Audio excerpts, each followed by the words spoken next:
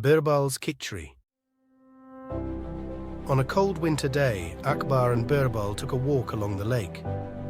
A thought came to Birbal that a man would do anything for money. He expressed his feelings to Akbar. Akbar then put his finger into the lake and immediately removed it because he shivered with cold.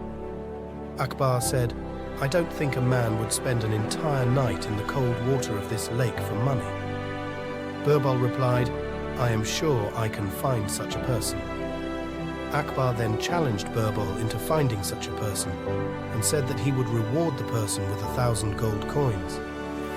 Birbal searched far and wide until he found a poor man who was desperate enough to accept the challenge. The poor man entered the lake, and Akbar had guards posted near him to make sure that he really did as promised. The next morning the guards took the poor man to Akbar.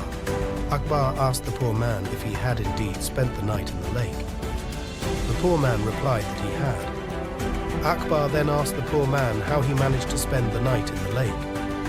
The poor man replied that there was a street lamp nearby, and he kept his attention affixed on the lamp and away from the cold. Akbar then said that there would be no reward, as the poor man had survived the night in the lake by the warmth of the street lamp. The poor man went to Birbal for help. The next day, Birbal did not go to court. The king, wondering where he was, sent a messenger to his home. The messenger came back saying that Birbal would come once his khichri rice was cooked. The king waited hours, but Birbal did not come. Finally, the king decided to go to Birbal's house and see what he was up to.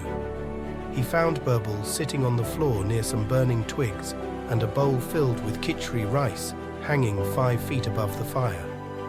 The king and his attendants couldn't help but laugh. Akbar then said to Birbal, "How can the khichri rice be cooked if it's so far away from the fire?"